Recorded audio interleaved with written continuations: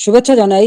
আর বিশেষ করে ছাত্রলীগের সকল নেতাকর্মী যারা যেখানে আছে দেশে বিদেশে সকলকে আমি শুভেচ্ছা জানাচ্ছি। আসসালামু আলাইকুম এবং আদাব। সকলের জন্য আমার দোয়া আশীর্বাদ। বাংলাদেশ একটা ক্রান্তি লগ্নের মধ্যে দিয়ে চলছে। বাংলাদেশকে নিয়ে যেন একটা ধ্বংসের খেলা শুরু হয়েছে।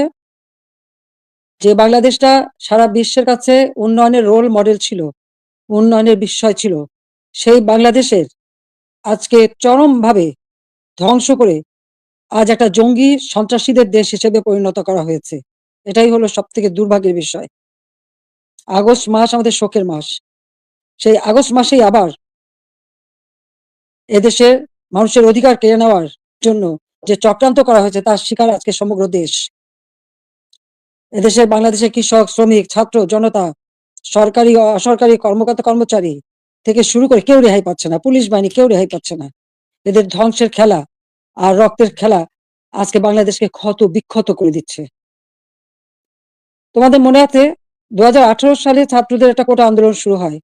আমি তো সে আন্দোলন আমি তাদেরকে কিছুই বলিনি, বরং কোটা বন্ধ করে দিয়েছিলাম, তাদের দাবি পূরণ করেছিলাম। এরপরে মুক্তিযোদ্ধা কয়েকটা পরিবার একটা কোর্টে মামলা করে, তার একটা রায় হয়। সেই রায়ের যখন কোটা আবার চালু করে, আমরা সরকারের পক্ষ থেকেই রিট করে সেটা স্থগিত করে দিই। প্রকৃতপক্ষে আর কোটা আন্দোলন বা কোটা ইস্যুটাই ছিল না। কিন্তু এটা যে কোটা আন্দোলন ছিল না, এটা যে ছিল একটা ভিন্ন ষড়যন্ত্র, সেটা আমি বারবার বলেছি। এটা ছিল সেই একজন ক্ষমতার লোভী, তার মেটিকুলাস ডিজাইনের একটা অংশ। সেই অংশ হিসেবে সে ছাত্র হত্যা করেছে, জনগণকে হত্যা করেছে, আওয়ামী লীগের নেতাকর্মী হত্যা করেছে, পুলিশ হত্যা, সাংবাদিক হত্যা, সাংস্কৃতিক কর্মী হত্যা, সারা দেশটাকে ক্ষত বিক্ষত করা, অর্থনীতিকে ধ্বংস করা। আমাদের মহান নেতা জাতির পিতা বঙ্গবন্ধু শেখ মুজিবুর রহমান তার জীবনটাকে উৎসর্গ করেছেন বাংলার জনগণের জন্য। সেই ছাত্র জীবনে যখন পাকিস্তানি শাসকরা আমাদের মাতৃভাষায় কথা বলার অধিকার কেড়ে নেয়, তারই প্রতিবাদ তিনি করেছিলেন। ঢাকা বিশ্ববিদ্যালয়ে তিনি আইন বিভাগের ছাত্র ছিলেন। আর এই প্রতিবাদ করবার জন্যই তিনি বাংলাদেশ ছাত্রলীগ প্রতিষ্ঠা করেন 1948 সালের 4 জানুয়ারি। এবং বাংলাদেশ ছাত্রলীগ, তমুদ্দুন মজলিস সহ আরো কয়েকটি প্রগতিশীল রাজনৈতিক দল নিয়ে ভাষা সংগ্রাম পরিষদ গঠন করেন।